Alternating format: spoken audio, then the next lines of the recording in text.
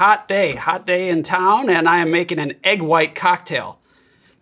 Might not be my first choice, but I actually have been looking forward to this cocktail for a long time. Welcome back, friends. It's Anders. Today, we're gonna be making the Clover Club. This is a classic that was forgotten about, brought back in the early 2000s, which I'll tell you all about. And for those of you who were here at the beginning of this channel, you might remember I made this drink on the channel before.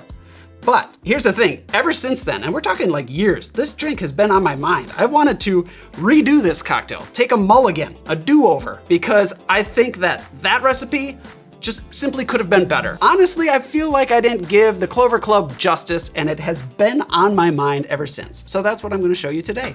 So stick around. If you're new to the channel, hit that subscribe button for more sips, tips, and recipes, and let's go make the Clover Club. To the bar.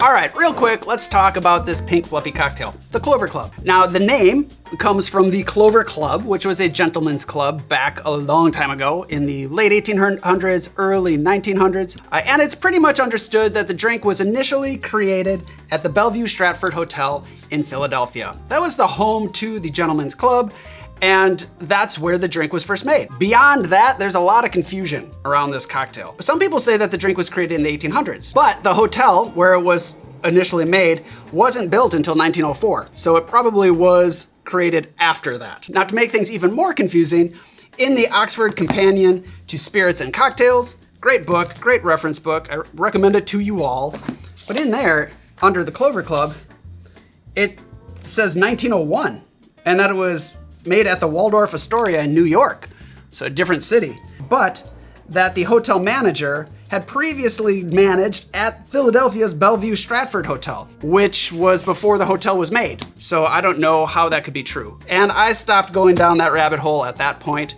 I will say Difford's Guide does a great job kind of breaking down all of this confusion, but I do know that it was pretty popular. In fact, there were a number of different recipes for the Clover Club that popped up in different books around this time. Some of them had grenadine, some of them had raspberry syrup, some had vermouth, some did not. So there were a lot of different ways you could make the Clover Club. But it was a very popular drink until 1934, when Esquire magazine said it was one of the worst cocktails ever made. After that, nobody wanted the Clover Club anymore.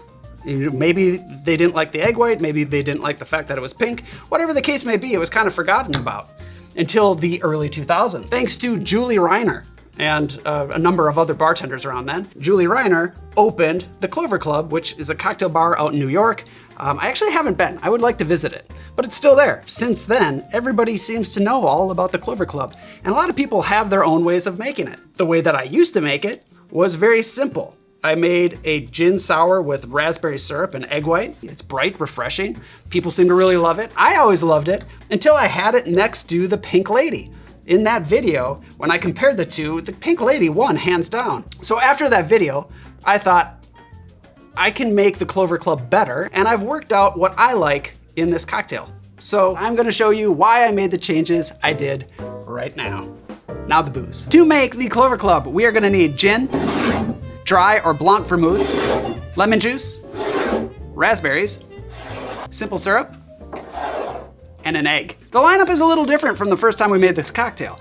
And here are the changes I made. Number one, the gin. I used a London Dry the first time. I find that the Plymouth is a little bit lighter, a little bit softer, and it blends in nicely with the drink.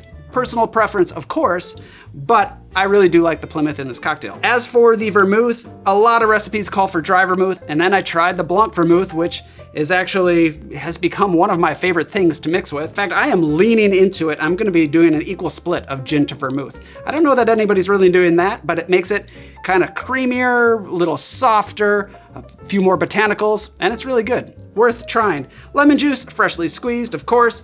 Then I've got raspberries and my semi-rich simple syrup. So this syrup is 1.5 parts sugar to 1 part water, as per usual, but I am gonna muddle that with the raspberries. A lot of recipes call for raspberry syrup. That's what I did the first time, but I don't always have raspberry syrup on hand, and I really like this recipe. Fresh raspberries in the drink are great.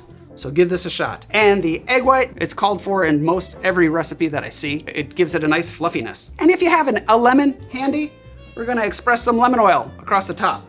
So with that, let's build.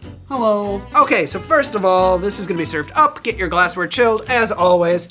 And we're gonna start with the raspberries. We're going to muddle raspberries with the simple syrup. So let's start with, let's say 4 to 6 ripe strawberries. No, raspberries. I'm gonna go with 5 right in the middle. Now to that, let's add half an ounce of the semi-rich simple syrup right on top, and then we can muddle away. We're gonna make raspberry, I guess kind of like a raspberry syrup. Just muddle it, just make mush. Sweet, sweet mush. It's not gonna take long, so there we go. I don't know that I even need to show you. It looks like mushed up raspberries. Excellent, you can let that hang out. Meanwhile, grab the larger shaking tin and we can add our gin. So 1 ounce of gin. To that, 1 ounce of your Blanc Vermouth or dry Vermouth. I'm gonna keep this here so you can see it, but as soon as this video's over, this is going in the fridge. Yours should go in the fridge too. Then let's add 3/4 of an ounce of fresh lemon juice. The only thing left to add at this point is that egg white, which I separated already. I'd say a small egg white, around half an ounce. This is a little over half an ounce, closer to 3/4. We'll see how much fluff that adds. But I'm going to drop that in with the raspberries. It doesn't I don't think it matters, but I like to keep it away from the lemon as long as possible. So right on top. This is actually kind of silliness because at this point we're gonna do a dry shake and we're gonna mix everything together anyway. So shake it up, no ice, for about 15 seconds or so. Make sure you've got a good seal, and we've got pink foam. Add ice and wet shake for about 15 seconds. So now we can grab our chilled glassware and double strain into the glass. This is gonna be pretty foamy, so pour gently. Looks like it's all foam. And that foam's gonna settle, it's gonna become a little stiffer. Give it a little tap, that's what I was doing there. Great. With egg white cocktails, I like to add something aromatic on top. In this case, we're gonna express lemon oil right across the top. You don't need to hit the sides because I don't wanna disrupt the foam, but I'll just lightly get the sides, okay? And then garnish, right? Let's do, I'm adding a raspberry right on top. Nice, not bad. There we have the Clover Club. Cheers. You know, you don't need a whole lot of egg white. I probably have more foam than is necessary for this cocktail, but it makes it fun, light, fluffy. People will remember this drink. Okay, well, we'll just, All right, let's go in for a sip. This drink is not mustache friendly.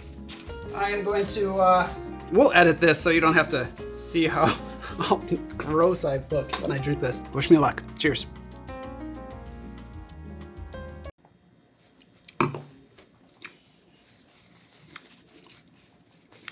That's really good.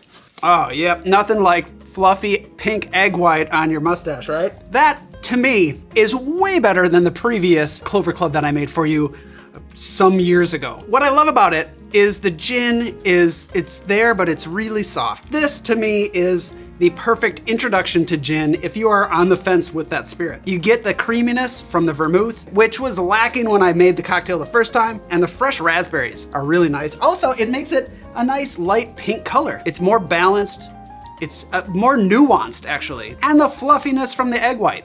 What's not to like? So forget about that last video. You can watch it if you want. It's a long time ago. I was a different person. It's okay. It's okay to change your drinks. I've been doing this for a long time, professionally, and I still change my recipes to make them better. I love classic cocktails. I love reading old recipes. What I try to do with the cocktails is make the best version of that drink that I can serve to other people or show you on this channel. And it's my rendition of the original while still being respectful to the original recipe. And once I settle on a recipe, that's not to say that down the road I might change that recipe again. And I've got to tell you right now, I like this one much more than the one I showed you 4 or 5 years ago. At the end of the day, it's just a cocktail. Cocktails are meant to be fun. Good, class is over. Go enjoy the weekend, have fun, drink something pink and fluffy. Thank you so much for watching. Don't forget your merch. Don't forget your grenadine. If you want to try this with grenadine, I've got a good one for you. My grenadine. Nudge, nudge, wink, wink. I will see you next time. Cheers.